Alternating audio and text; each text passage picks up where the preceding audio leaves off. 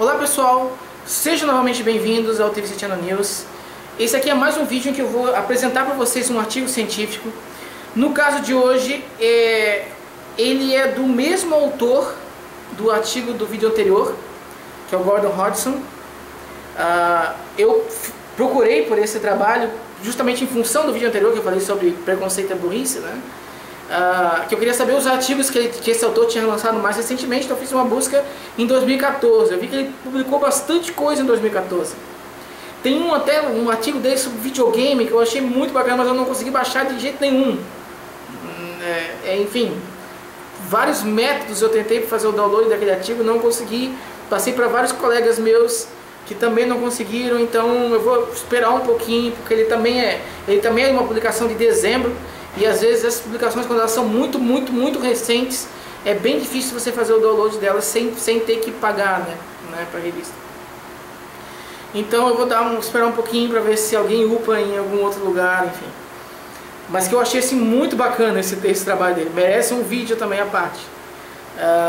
Mas eu achei esse outro aqui, que também é de 2014, mas ele é um pouquinho mais antigo, foi em junho ou julho que ele foi publicado, na Arquivos de Comportamento Sexual, que o título também é uma pergunta, e também é uma pergunta curiosa.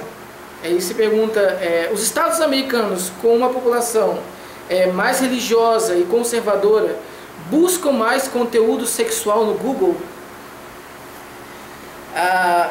Bom, eu acho que esse tema, muitas pessoas já refletiram sobre isso. Principalmente gente que entra em debates com fundamentalistas religiosos ou assistem a debates dessas pessoas na internet. Por quê? Porque essas pessoas que têm esse fundamentalismo religioso, né, que se pautam nele, ou que são extremamente conservadoras, né, visam a tradição, os costumes e uma série de coisas, elas acabam condenando, abominando, né, bastante a prática sexual como um todo, mas principalmente aquelas práticas diferentes, né, ou não tradicionais, não convencionais, como a pornografia, tá? Então essas pessoas, o discurso delas é sempre contrário à pornografia, é sempre contrário à prostituição, é sempre contrário à homossexualidade. No entanto, aqui no Brasil, eu não sei de casos assim, mas no artigo ele cita alguns. Porque eu não conheço a história, né? Mas ele cita o nome das pessoas, enfim, mas que primeiro são grandes políticos conservadores, daqueles da bancada conservadora americana, que eu acho que é pior do que a bancada conservadora que a gente tem no Brasil. Eles têm realmente ideias assim, enfim, sem nenhum tipo de noção, né? E o que acontece é que foram pegos, por exemplo, que condenam prostituição, que condenam pornografia, e que foram pegos como clientes de muitos anos de casos de prostituição e uma série de coisas que envolveram escândalos sexuais, de casos com outras mulheres, de uma série de coisas, né? E isso vem para a mídia, porque eles defendem tanto como é que eles podem cometer o próprio crime que eles estão coisando, né? Então esses são casos, assim, casos paradoxais, em que aquilo que a pessoa defende publicamente não é necessariamente aquilo que ela faz na privacidade.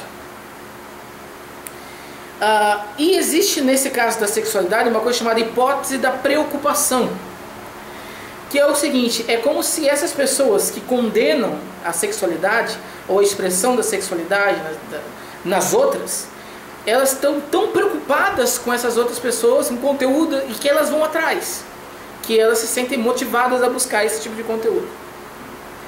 No começo do artigo, o Hodgson, ele até chega a comentar sobre o Freud, que o Freud chegou a dizer que a religião e a política, essa política mais conservadora, enfim, de extrema direita, ela acaba tolhindo o indivíduo da manifestação dos próprios instintos naturais, entre eles o da sexualidade.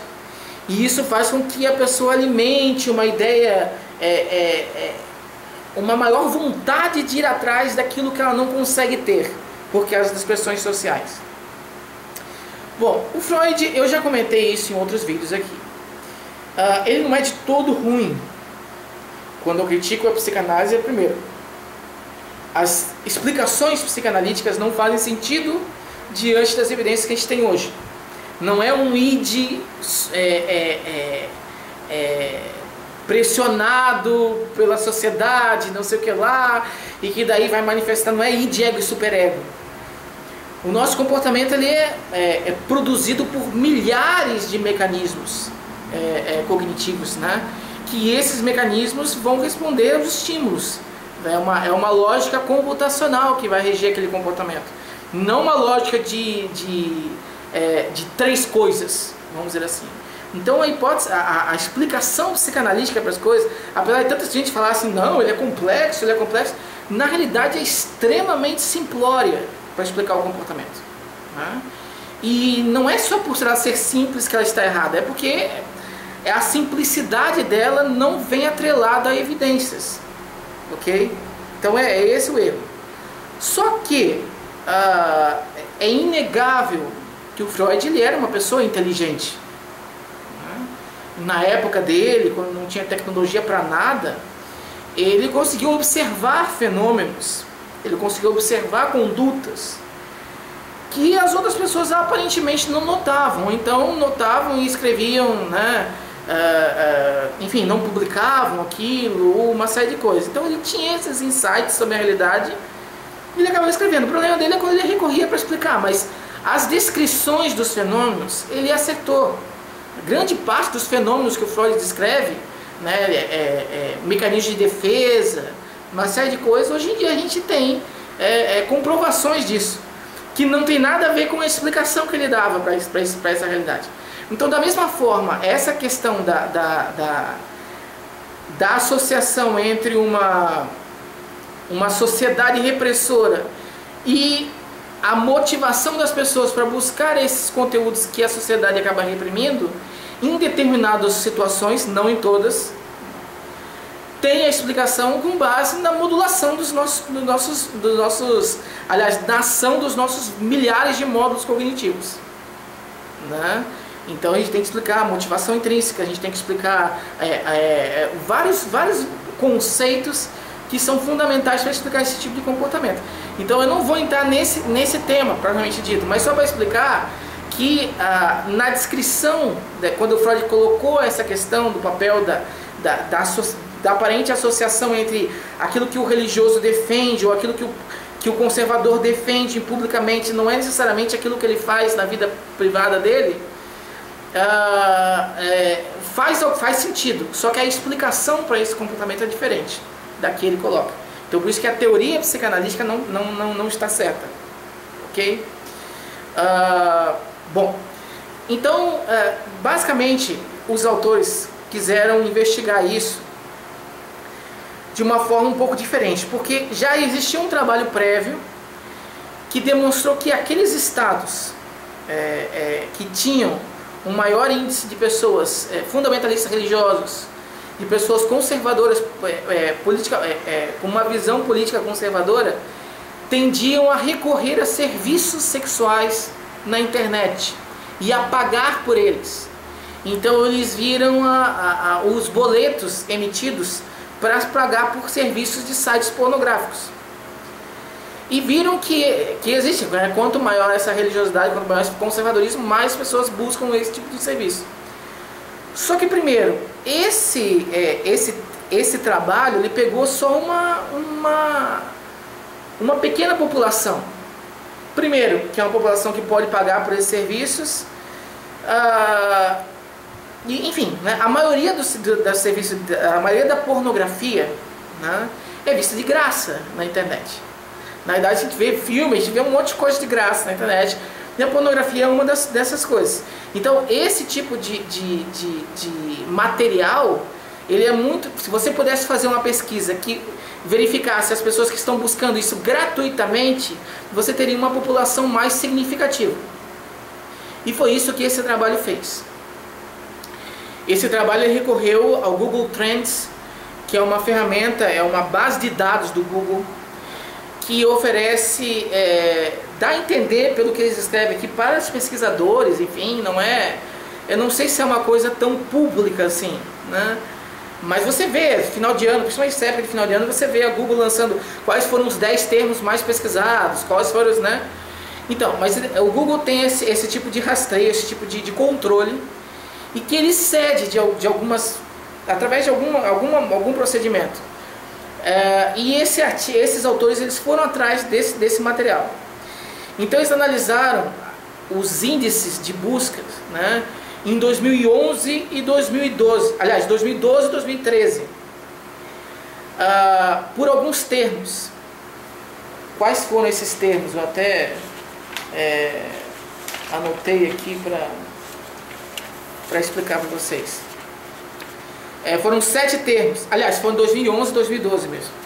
Foram 7 termos: sexo, sexo gay, pornografia, XXX, pornografia grátis, pornografia gay. E eles queriam também analisar imagens, as buscas específicas por imagens, com a palavra, só a palavra sexo. Então eles pegaram esses dados eles são anônimos, e daí vem as limitações. Depois no final eu vou falar sobre a limitação.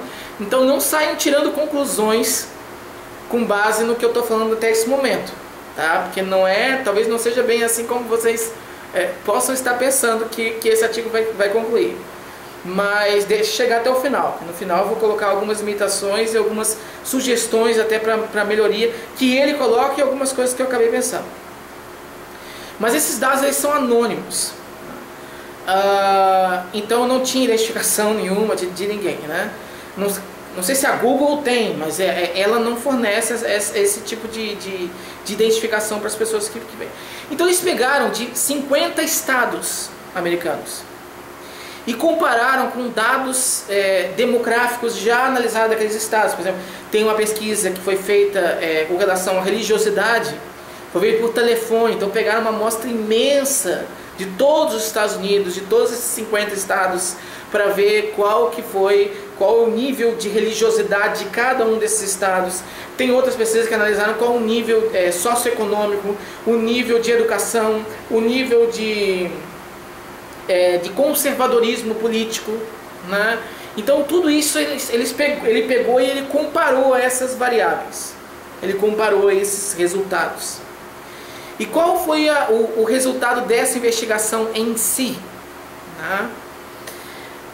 Bom, eles verificaram que naqueles estados que a religiosidade foi um fator que foi independente dos outros, ou seja, independente do nível educacional daquele estado, independente do nível socioeconômico daquele estado, os estados que eram mais religiosos, principalmente aqueles em que a população considerava que a religião era uma coisa fundamental para a vida, tá?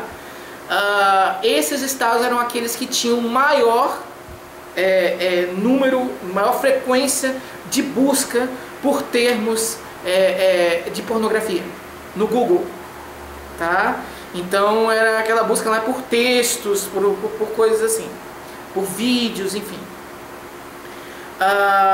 Só que quando eles observaram qual era o tipo de pornografia buscada nesses estados, eles viram que não era aquelas não tradicionais, eram as pornografias tradicionais. Então homem e mulher, enfim, esse tipo de pornografia, não era pornografia gay, não era nada assim, né? Tinha também, mas era mais dessa pornografia tradicional que esses estados com maior nível de religiosidade buscavam. Mas ainda assim, o índice de busca por esse tipo de conteúdo era maior do que aqueles estados com menos religiosidade. Ok? Mas o que eles descobriram de mais interessante, vamos dizer assim, é que o conservadorismo político estava muito mais associado à busca por imagens, tá, de sexo. Então era uma pornografia muito mais explícita. Isso significa que o conservadorismo religioso, o conservadorismo político, está mais associado com a hipótese da preocupação. que eu comentei, que são essas pessoas que estão preocupadas em saber como que funciona a pornografia de fato, porque elas condenam isso publicamente, ok? Então eles descobriram que esse tipo de conservadorismo político estaria mais relacionado com a busca por imagens, não tanto por a busca geral de conteúdos sexuais. Tá? Agora vamos às limitações desse estudo. Primeiro, ele trabalha, e eu até achei interessante que o próprio autor coloca uns 2 parágrafos, pelo menos, falando sobre isso, porque geralmente os autores não falam essas coisas no artigo, eles já dão a entender que a pessoa que está lendo sabe daquilo ali e deixa passar para o artigo. Mas eles tomaram cuidado de colocar isso, que é o seguinte: eles estão falando de dados agregados, ou seja, de uma população de estados, de representação de estados americanos. Então estão comparando o nível de religiosidade de um estado com o nível de busca de pornografia daquele estado. Isso não diz nada sobre indivíduos, ok? Então, antes de você pensar que agora está chegando o Natal e você vai comprar um DVD de filme pornográfico para o seu amigo cristão, pense que ele pode não necessariamente gostar desse material, ok? Novamente, aqui ele está falando de estados, de busca por estados, mas que ainda assim ele encontrou essa diferença significativa, mas nada diz respeito a indivíduos. Seria muito interessante fazer uma pesquisa analisando as diferenças individuais sobre isso, e daí comparando outras variáveis, por exemplo, traço de personalidade, que pode interferir nesse tipo de motivação por esse tipo de coisa, e associada com religiosidade e com conservadorismo político. Então, pessoas que são extremamente religiosas e extremamente conservadoras e que têm um determinado traço de personalidade podem, de repente, ser o público que mais procura esse material. Com outro traço de personalidade pode não ser. Tem uma outra coisa também, que é a orientação sociossexual da pessoa, se é uma orientação restrita, se é uma orientação irrestrita. Pessoas com orientação irrestrita tendem a preferir, a buscar mais esse tipo de material, tendem a preferir relações com pessoas diferentes. Então esse tipo de orientação sociossexual poderia interferir de maneira significativa nesse interesse, nessa motivação por buscar esse material, associando a religiosidade ao conservadorismo político. A própria sensibilidade ao nojo, que eu já falei isso antes, porque o nojo é uma emoção moral e que está relacionada com esse tipo de comportamento também, que é moralmente condenável. Então são várias coisas que precisam também ser contempladas para identificar quais a propensão ou a diferença individual para esse tipo de comportamento, ok? Então, eu vou voltar ao título do artigo para responder essa pergunta, né? Os estados americanos com maior nível de religiosidade e conservadorismo político buscam mais material pornográfico na internet? Sim, os estados americanos com essas populações. Então, trabalhos como esse, como aquele do cartão de crédito que eu falei, que ele foi um pouco mais limitado, esse aqui foi bem mais amplo, né? Servem para fundamentar pesquisas mais individuais, ok? Só que existem alguns problemas também de você fazer essa avaliação individual, porque a pessoa pode não confessar que faz esse tipo de coisa e ela vai adulterar o resultado. Então é interessante você ter uma medida objetiva e uma medida subjetiva para aquilo ali. Talvez algum tipo de mensuração.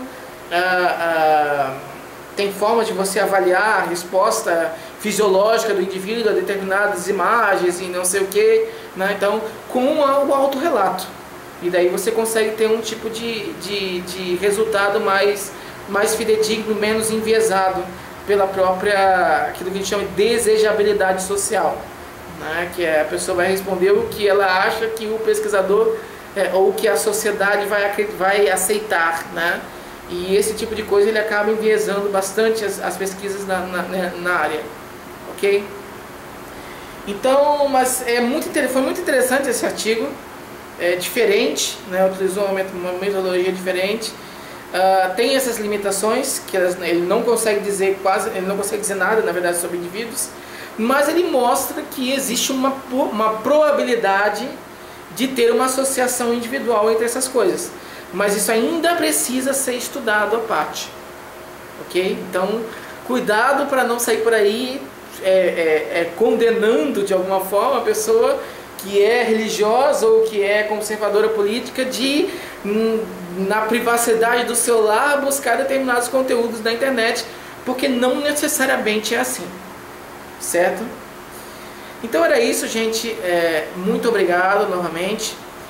E até o próximo vídeo aqui no TV Channel News. Valeu!